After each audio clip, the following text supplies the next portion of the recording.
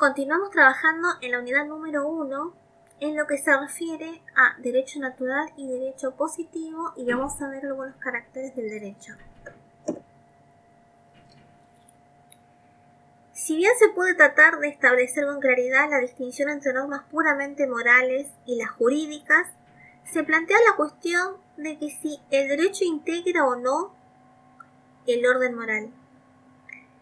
Ya anteriormente habíamos hablado de la moral y lo habíamos distinguido del derecho, pero teníamos esa duda si el derecho se debe ajustar a la moral o no, o si está integrado o no el derecho a la moral.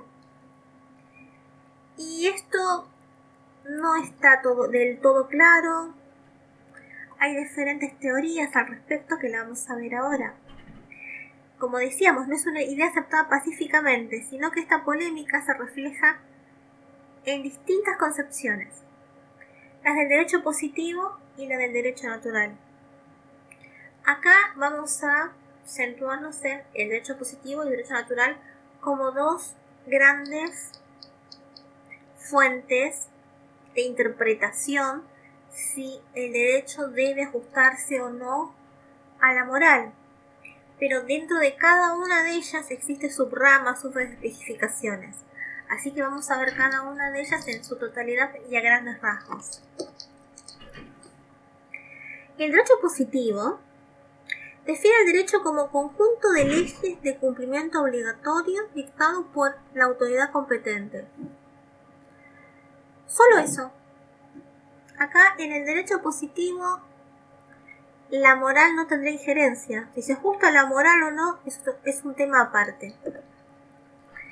Esta postura sostiene que el derecho es tal por el solo hecho de haber sido sancionado por el legislador y está respaldado por la fuerza pública.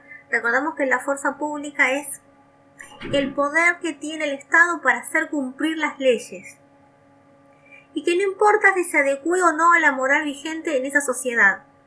Mejor si ello ocurre, pero si no es así, lo mismo es derecho. Al derecho positivo no le interesa si esto va con la moral de la sociedad o no. ¿Está dictado por el órgano competente? ¿Poder legislativo en nuestro caso? ¿Está aprobada? ¿Está reglamentada? Esto es derecho. Si a la moral de la sociedad le gusta o no le gusta, no importa, es derecho. Por esto ha recibido una crítica. Ambas posturas vamos a ver que han recibido críticas. No es posible aceptar esta separación total entre derecho y moral, ni que se considere derecho la norma justa como también el mandato arbitrario, por el solo hecho de provenir del legislador. El llamado derecho injusto es un contrasentido. Si es injusto, no es derecho. ¿Cuál es la crítica? Básicamente, es que podemos caer en la arbitrariedad, dictar normas, leyes, decretos totalmente injustos, que van contra la moral, contra el sentido, contra la época en la que estamos viviendo. Cada época, cada década inclusive, tiene sus propios problemas, su propia sensibilidad. Y esto va mutando y el legislador debería adecuarse a esto. Por lo cual, alguna reglamentación a veces inclusive llegan a quedar obsoletas. ¿Por qué? Porque si nosotros miramos el año de sanción de determinada ley, nos encontramos que por ahí es de 1960. Y lo que estaba regio para 1960, 2020, no lo es. Es un contrasentido totalmente arbitrario. Pero bueno, el derecho positivo dice, esto es ley. Si ahora no va con la moral, no interesa, es ley. Esta digamos que es una de las críticas. No solo, yo ahora les doy un ejemplo de una ley que por ahí devino en antiguo, pero inclusivamente ahora se podría dictar una ley que vaya totalmente en contra de la moral imperante en la sociedad en estos momentos, que resulta totalmente injusta. Y si tenemos en cuenta que el derecho es para hacer justicia, no podríamos tener una norma injusta, que es lo que se refiere a esta crítica principal a lo que se considera derecho positivo. Por su parte, en contraposición tenemos al derecho natural. Si bien son dos posturas totalmente distintas, digamos que se necesitan una a la otra para definirse. El derecho positivo se suele definir en contraposición al derecho natural y el derecho natural se suele definir en contraposición al derecho positivo. El derecho natural define al derecho como un conjunto de reglas también de cumplimiento obligatorio y dictadas por autoridad competente, pero ajustada a valores universalmente válidos e inmutables, por ejemplo el derecho a la vida, a la no discriminación, a la libertad de opinión, entre otros. Vemos que hay una similitud, tiene que ser dictado por autoridad competente, pero sí o sí tiene que estar basadas en estos derechos que consideramos que son válidos y universales. El derecho a vida es universalmente respetado por todas las sociedades, no importa en qué país nos encontremos, en qué región, se supone que es un valor universalmente respetado. Por ello decimos que se entiende por derecho natural aquel que surge de la naturaleza humana y que es revelada al hombre por la razón. Por esa circunstancia de provenir de la naturaleza misma del hombre es inmutable y universal. Cualquier persona que piense y tenga sentido común debería llegar a estas leyes de la naturaleza. Debería darse cuenta por el solo hecho de tener razón. Es lo que sostiene esta postura. Sostiene que desde el momento que una ley contradice el bien común o la justicia, deja de ser derecho en sentido propio. En otras palabras, esta concepción implica negar categoría jurídica a las leyes injustas, lo que lleva implícito el derecho a negar obediencia a tales normas. La corriente del derecho natural se origina antiguamente en la época de la monarquía. ¿Sí? En la época de la monarquía, si recordamos, el rey dictaba leyes, era el soberano y tenía un poder absoluto. Las monarquías han caído a lo largo de la historia, pensemos por ejemplo en la Revolución Francesa. ¿Y en qué se basa esto? ¿Por qué dejamos de respetar estas leyes que venían del soberano? Porque iban en contra del bien común, no eran justas, no eran naturales, iban en contra de la moral, del sentido común. Y por eso, como estaban en contra del sentido común, tenían el derecho a ser desobedecidas. O sea que el derecho natural viene de antaño. Hoy el poder soberano, digamos, está en el Estado. Ya no tenemos reyes. Tenemos otro tipo de poder por el cual nos rige, democrático, no viene impuesto por otro lado, sino que es democrático, lo eligen los propios ciudadanos a través del voto. Pero ha quedado esta idea de negar obediencia a las normas que se consideran injustas. Esta postura también, por supuesto, ha recibido sus críticas. Contra esta teoría, la grave objeción es que no es posible ponerse de acuerdo sobre las normas concretas que constituirían el llamado derecho natural. Sobre este punto existen graves divergencias, aún entre sus sostenedores. Lo que para unos es conforme al derecho natural, para otros no lo es.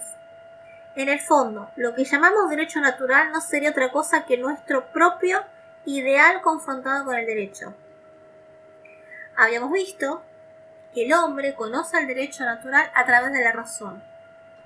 Yo pienso, razono e interpreto lo que es justo e injusto y debe adecuarse al derecho natural. Bueno, la crítica es que quizás mi interpretación racional no se condice con la interpretación racional de otra persona, ni siquiera con otra sociedad, en la misma época, en el mismo año, en el mismo momento. Esta concepción no es uniforme. Entonces esta es la principal crítica, porque esto no está reglamentado, no existe un código de derecho natural. Varía de época a época, de persona a persona, de sociedad en sociedad.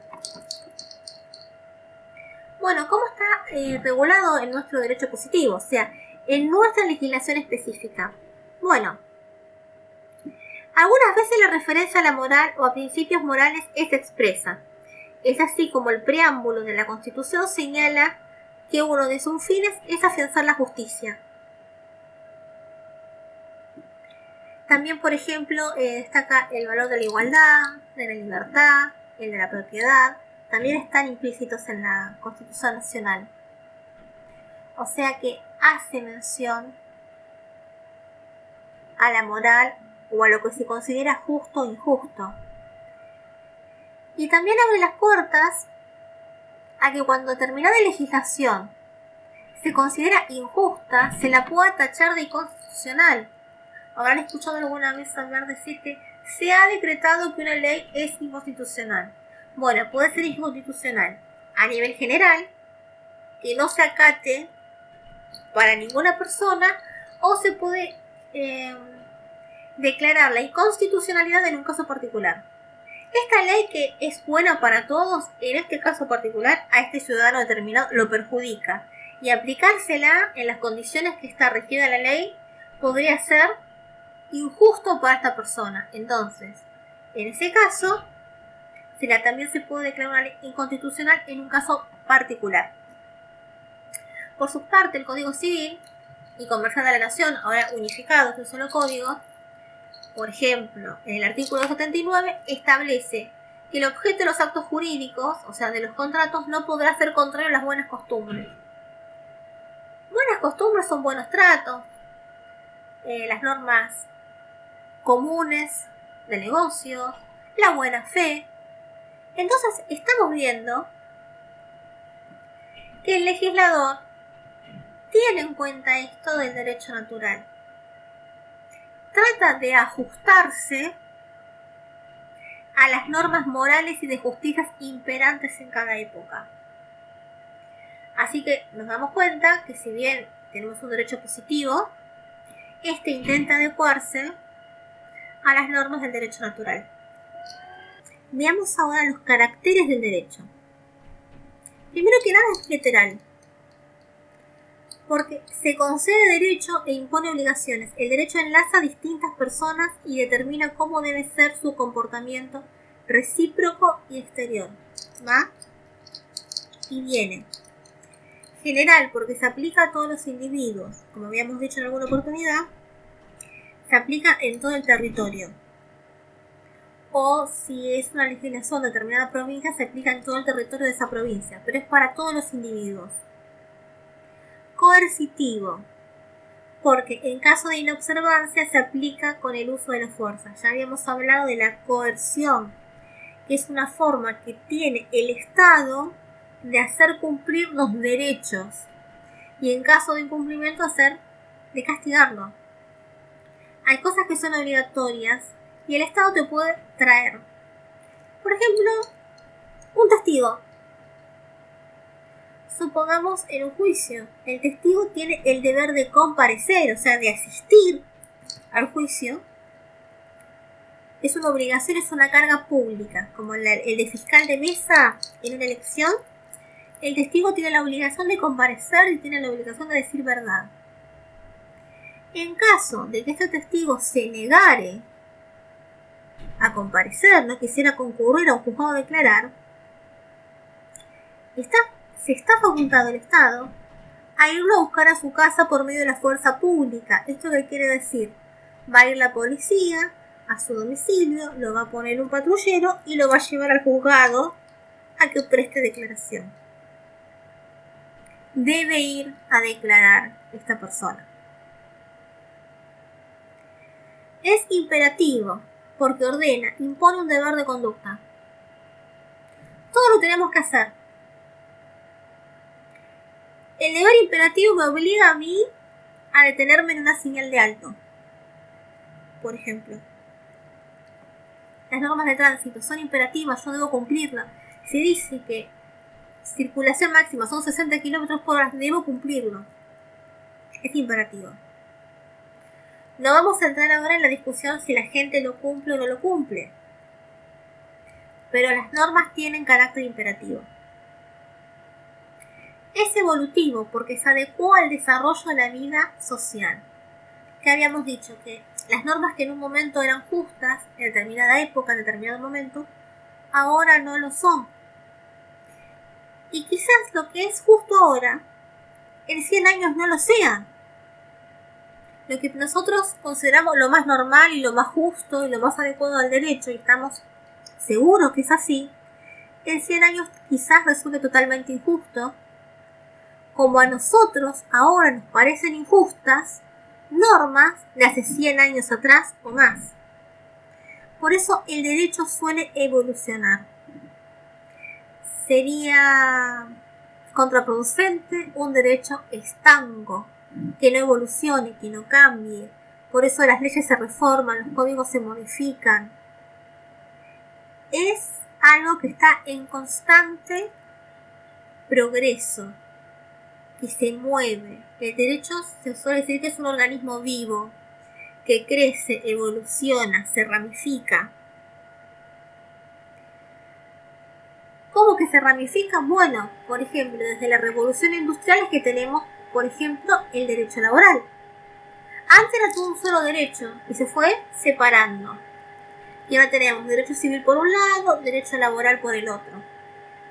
Y así más ramificaciones como derecho penal, tributario. Evoluciona, se ramifica, se unifica, se separa. Está en constante evolución y eso se adecua a las circunstancias sociales imperantes en cada época, en cada sociedad. Bueno, cualquier duda me pueden avisar y nos vemos hasta la próxima clase. Hasta luego.